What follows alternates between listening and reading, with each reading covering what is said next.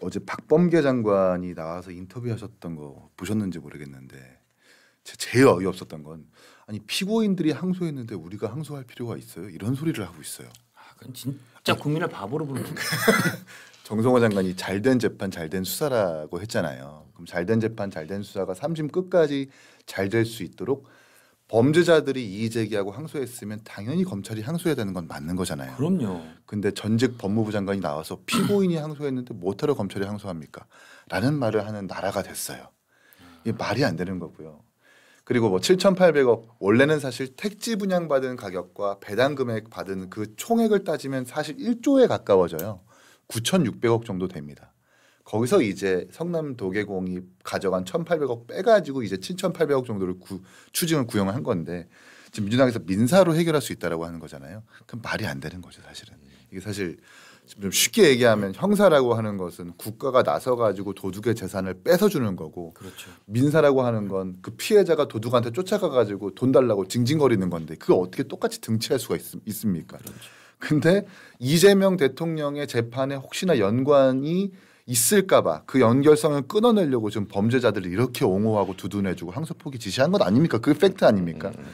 거기다가 이런 사례도 있어요. 지난번 세관 마약 사건 세관 직원들도 아니라고 얘기하고 있고 검경 직원들도 아니라고 하고 있는데 대통령이 뭐 합수단 그 인사까지 개입해가지고 사실상 거의 뭐 막강한 권력을 준 것 아닙니까? 그러니까 결과적으로 윤석열 정권을 공격하기 위해서 말레이시아 마약범들을 믿었었던 사람들이 민주당이었던 거예요. 예. 또 한편으로는 이재명 대통령 재판에 영향을 미치지 않게 하기 위해서 남욱 씨의 말, 범죄자의 말을 믿고 있는 게 지금 민주당입니다.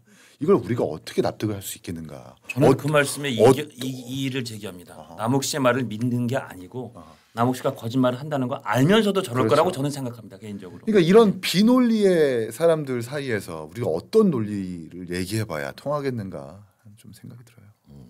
그 액수 관련해서요. 예. 저도 이제 늘 이제 헷갈리는데 하도 이제 그 여러 주장들이 나오고 이제 숫자가 많으니까 오늘 조선일보에서 이걸 잘 정리를 하셨더라고요. 그렇더라고요. 제가 예. 그 좀 소개를 해드려도 될까요? 그러시죠. 예. 그러니까 검찰이 기소할 때 산정한 대장동 사업의 총 이익이 9,607억 원입니다. 9,607억 원. 여러분 잠시만요. 네. 말이 쉬워서 지금 막 9천억, 7천억 하지 이게 1조입니다. 사실상 1조예요. 1조고 1조가 여러분 1억이 10,000개 있어요. 1조라는 게 1억이 10,000개. 아 이거 어마어마한 액수입니다. 근데 그 돈을 지금 대장동 일당이 저 대장동 사업을 통해서 사실상 거의 꿀꺽하다시피 했다고 뭐 제가 좀 부연 설명 드렸습니다. 그러니까요. 지하철 연장 사업을 2개 할 수 있는 그 돈입니다. 근데 이제 9,607억 원 중에 택지 분양 배당금이 5,917억 원이고요. 화천대유가 시행한 아파트 분양 수익이 3,690억 원입니다. 근데 검찰이 이거 가운데 70%가 6,725억 원인데 이게 성남 도계공의 몫이었는데 그렇죠. 실제로 공사가 가져간 돈이 1,830억밖에 안 되기 때문에 차액인 4,895억 원이 배임 피해액이다 이렇게 그렇죠. 산정을 한 거죠. 그런데 검찰이 법원에 추징해달라고 구형한 것은 7,814억 원입니다. 이거는 배임뿐만이 아니라 이해충돌 방지법. 이거는 이제 공무상 비밀을 이용해서 민간업자들한테 수익을 몰아줬다라고 본 거. 그래서 예. 전체 수익을 범죄 수익으로 추징하려고 했었던 그런 것이죠. 그런데 이제 이것이 결과적으로 1심에서는 재판부가 아파트 분양 수익은 뺐어요.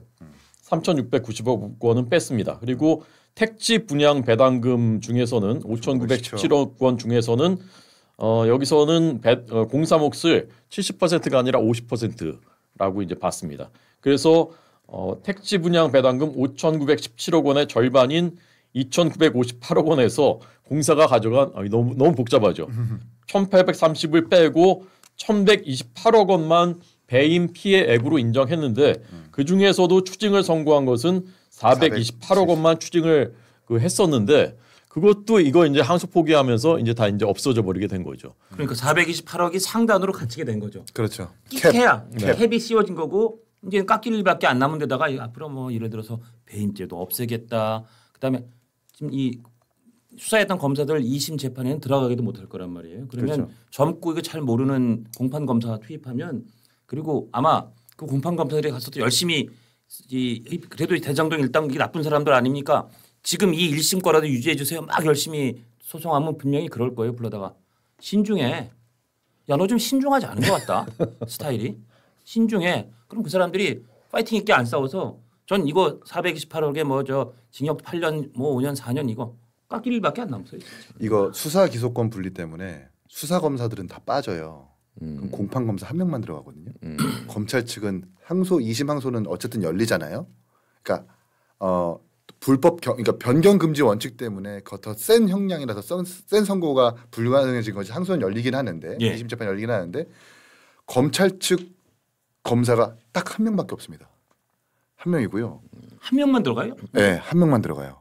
그리고 변호인 측은 이재명 대표, 그러니까 대장동 일당 측은 60명의 변호인이 붙어요. 수사기소권 분리 때문에. 그거를 취재한 언론이 보도를 하더라고요. 아 진짜요? 네. 그건 믿어지지가 않는데 아니 이렇게 큰 사건에 그 공판 검사는 심지어 1심 스크리닝을 지금 못 하고 있답니다. 25만 장의 그 분량의 자료를 혼자 지금 감당해야 되는 거고 대장동 일당들의 60명 변호인은 이미 1심부터 시작했기 때문에 이게 정말. 그러니까 권투로 치면 이제 링 위에 올라왔는데 한쪽 선수는 손발을 다 묶인 상태에서 가는 건데 그것도 이제 눈까지 가린 거죠. 25만 장을 보지도 못했던 사람이 혼자 가서 한다는 거는 손발 묶이고 눈 가린 것까지는 저도 알았는데 저쪽은 60명이 올라온대잖아요. 네. 60대 1로 싸워야 된다는 거예요. 60대 1이에요. 근데 심지어 그 공판 검사 한 명 들어가는 검사는 자료를 모른다. 1심 스크리닝을 안 했다. 지금부터 지금 이 시간에도 25만 장 자료를 보기 위해서 SPC 이 대장동 사업이 되게 복잡하거든요. 그렇죠. 그리고 그 이해관계자들이 너무 많기 때문에 또 정영학 녹취록 그 정영학 녹취록만 1236쪽입니다. 그걸 듣는 것만 해도 아마 한 달 정도 걸릴 거예요. 근데 한 명의 검사가 감당하게 됐다. 반면 저쪽 대장동 일당의 변호인들은 1심부터 스크린했었던 60명의 변호인이 붙어가지고 대응한다. 최근에 그 민주당이 1260쪽 예. 그 녹취록 그다음에 이제 뭐 녹음기도 있고 해가지고 어마어마한 분량인데 그거를 다 다시 검증을 해보니까 두 군데가 이제 틀렸다는 거예요. 그러니까요. 그 실제 그 자기들 주장이죠. 그것도. 예. 뭐 미래 신도시를 뭐 윗 어르신들 뭐 했다 네네. 뭐 예. 그렇다고 하면서 이게 조작 기소다라고 해가지고 검사도 이제 처벌하고 그렇게 하겠다는 이제 법을 추진하는 것이지 않습니까? 잘된 재판, 잘된 수사인데 기소만 조작일 수 있나요? 그러니까 재판과 수사 중간에 기소가 있는 거잖아요. 예. 그럼 수사하고 재판 과정에 기소가 잘못됐으면 현출도 법원의 결과물도 잘못됐다고 나오겠죠. 근데 정석원 장관 잘된 재판이라고 한다면 조작 기소라는 논리가 말이 안 되는 거고요. 정영학 녹취록은 어디까지나 정영학 씨가 속기록 작성해가지고 준 겁니다. 속기사한테 맡겨가지고. 예, 예. 일단 검찰은 이 정영학 녹취록을 고지고대로 믿을 수 없기 때문에 그 받은 녹취록과 음성 파일을 다시 한번 속기사 3명의 법인한테 뿌려가지고 재차 검증을 해요. 예. 근데 속기사들끼리도 재창형인지 실장님인지 구분이 안 된다라는 겁니다. 네. 위례 신도시든 윗 어르시든 그게 청취 불가라고 써놨대요. 듣는 사람으로 하여금 다르게 해석될 수 있으니까 예. 청취 불가라고 써놨답니다. 그리고 1236쪽의 녹취록에서 정진상 비서실장 정책실장이라는 말이 무수히 많이 나오거든요. 근데 재창형이라고 그 한 번 말이 달라졌다고 해서 그 수사와 재판의 흐름이 달라지는 것이 절대 아닙니다. 그리고 심지어 CBS에서도 일반 대중에게 재창형이라고 들리는지 실장님에 들리는지 한번 해보니까 실장님으로도 들린다라는 거예요, 사람들이. 이 완벽하게 재창형이면 모르겠는데 실장님으로 들리니까 혼선이 있을 수 있는 거잖아요, 속기사들 사이에서. 그런 꼬투리를 한두 개 잡아서 이거 봐라. 이게 조작이래요. 조작이다. 그게 이제 두 번에 걸쳐서 검찰이 그거를 작성을 했는데 1차 때 하나, 2차 때 하나씩 이제 오류를 주장하는 거거든요. 그렇죠. 근데 1차 때 총책임자는 김태훈 검사라는 맞아요. 지금 남부지검장. 예. 문재인 정부 때 가장 대표적인 그 정치 검사, 그다음에 서울대 운동권 출신, 예, 부총학생회장 했다더라고요. 그렇습니다. 그래서 이 정부 들어서 다시 잘 나가는 그 사람이 했었을 때가 1차인데 맞아요. 거기서 한 것도 조작 기소라는 거예요 지금. 이제 자꾸 이제 민사 소송으로 할 수 있다라고 하는데 오늘 조선일보 사설에 그게 정리가 돼서 나왔더라고요. 예. 판결문에 있더라고요. 있어요. 예, 재판부가 예. 형사 사건이 끝난 다음에 이것을 민사를 통해서 환수하기는 대단히 곤란한 지경이다. 이재명 대통령 재판이 예. 멈춰 있으니까. 네, 예, 라는 표현을 썼고 그것도 지금 민사가 1심 첫 변론이 1년이나 1년 동안이나 한 번도 열리지 못하다가 맞아요. 이제 다음 달에 겨우 첫 변론이 열리는 마당인데 1년도 아니고 첫 민사소송 기점으로는 1230일 만에 열린대요. 다음 달 9일이니까 1230일이면 그렇죠. 예. 한 3년. 그 왜 그러냐면 2022년이었을 거예요. 이 성남시가 이재명 정권에서 신상진 정권으로 바뀌면서 예, 예. 그때 제가 인수위 활동했었거든요. 아. 그때 인수위에서 있었던 변호사들이 이거 추징 보전해야 된다, 민사 아. 걸어야 된다. 해서 그때 건 겁니다. 그때부터 시작했는데 계속 안 열리고 있었던 거예요. 왜? 형사 재판이 안 열리는데 어떻게 열려요, 민사가? 그렇죠. 형사 재판 다 보고 하자 그러는 거 그러니까 아니에요. 민사라고 하는 건 어쨌든 사인과 사인 간의 다툼 아니에요. 기준점이 없습니다. 그 기준점을 형사로 잡아야 되는 건데 이재명 대통령 재판 멈췄으니까 어떻게 판단을 해요? 알면서도 저러고 있는 거예요, 지금.